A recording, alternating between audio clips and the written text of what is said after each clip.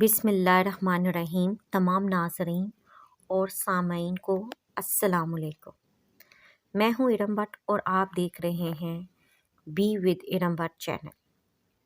محترم عزیز دوستو، عماد الدین زنگی کے گھر 17 شوال 521 ہجری بمطابق فروری 1118 کو نور الدین زنگی پیدا ہوئے۔ وہ 1118 میں عراق کے شہر تقریب میں پیدا ہوئے اور ترک زنگی ارکان کے رکن تھے۔ وہ طویل نماز ادا کرتے اور رات کو عشاء کی نماز پڑھ کر سو جاتے اور تہجد کے وقت اٹھتے اور وضو کے بعد صبح تک نوافل ادا کرتے تھے۔ پھر آپ کی سواری آ جاتی اور آپ امور سلطنت میں مشغول ہو جاتے۔ انہوں نے ساری زندگی جہاد میں گزاری۔ وہ فقہ حنفیہ سے تعلق رکھتے تھے۔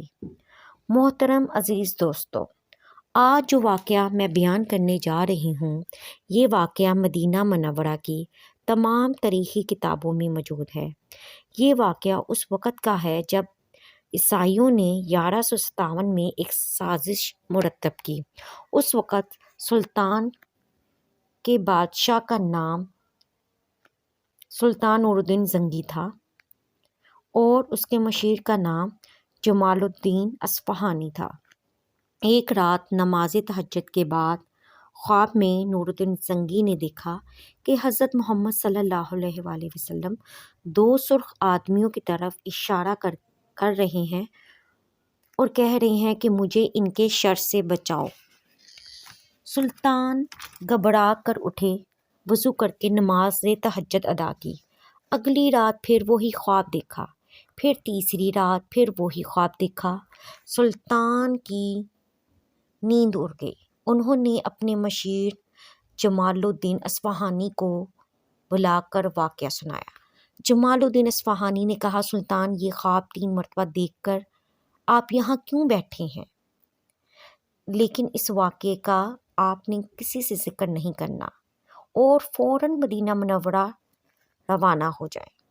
اگلے روز سلطان نے 20 مخصوص افراد اور بہت سے تحائف کے ساتھ مدینے کو کوچ کیا اور 16ویں روز شام کے وقت مدینہ پہنچ گئے۔ سلطان نے روضہ رسول صلی اللہ علیہ وآلہ وسلم پر حاضری دی اور مسجد نبوی صلی اللہ علیہ وآلہ وسلم پر بیٹھ گئے اور اعلان کیا کہ اہل مدینہ مسجد نبوی صلی اللہ علیہ وسلم پہنچ جائیں اور تحائف لیں۔ سلطان نے باری باری سب کو تحائف دیے، مگر وہ 2 چہرے نظر نہ آئے جو خواب میں دکھائی دیے گئے تھے۔ سلطان نے حاضرین سے پوچھا، کیا اہل مدینہ کا ہر شہری مجھ سے مل چکا ہے؟ جواب دیا گیا، جی سلطان، مگر 2 آدمیوں کے سوا سب مل چکے ہیں۔ وہ دونوں مراکش سے تعلق رکھتے ہیں اور متقی و پرہیزگار بندے ہیں۔ دن کے وقت حضرت محمد صلی اللہ علیہ وسلم پر درود و سلام بھیجتے ہیں اور ہر ہفتے مسجد قباء جاتے ہیں۔ سلطان نے کہا، ان 2 آدمیوں کو فوراً پیش کیا جائے۔ حکم کی فوری تعمیل ہوئی۔ ایک ہی جھلک شناخت کے لیے کافی تھی۔ سلطان نے غصے پر قابو پایا اور ان سے پوچھا کہ تم یہاں کیوں آئے ہو؟ انہوں نے کہا کہ ہم حج کے لیے آئے تھے اور اب ساری زندگی روضہ رسول صلی اللہ علیہ وسلم پر گزارنا چاہتے ہیں۔ سلطان نے سختی سے کہا کہ کیا تم دونوں نے جھوٹ بولنے کی قسم کھا رکھی ہے؟ سلطان نے حاضرین سے پوچھا کہ یہ دونوں کہاں رہ رہے ہیں؟ حاضرین نے کہا کہ روضہ رسول صلی اللہ علیہ وآلہ وسلم کے پاس۔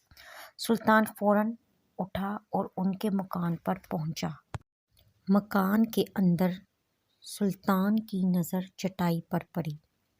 سلطان نے چٹائی اٹھائی، وہاں ایک لمبی سرنگ تھی۔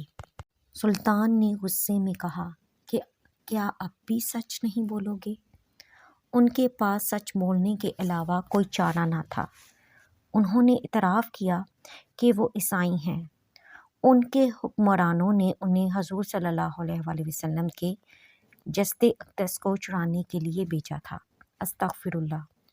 ہر رات وہ سرنگ کھولتے اور صبح کو مٹی چمڑے کے تھیلوں میں بھر کر جنت البقیع لے جاتے اور کپڑوں پر بکھیر دیتے۔ سلطان نور الدین سنگی گفتگو سنتے جاتے اور روتے جاتے اور کہتے کہ میرا نصیب، پوری دنیا میں اس کام کے لیے مجھ غلام کو چنا گیا۔ پھر سلطان نے ان دونوں کا سر قلم کر دیا اور حکم دیا کہ روضہ رسول صلی اللہ علیہ وسلم کے ارد گرد ایک خندق کھودی جائے اور اسے پگھلے ہوئے سیسے سے بھر دیا جائے تاکہ آئندہ کوئی بدبخت ایسی حرکت کے بارے میں سوچ بھی نہ سکے۔ اگر آپ چاہتے ہیں کہ میں ایسی ہی انفارمیٹیو ویڈیوز بناتی رہوں، پلیز میرے چینل کو سبسکرائب کریں، ویڈیو کو لائک کریں اور شیئر بھی کریں۔ Thanks for watching.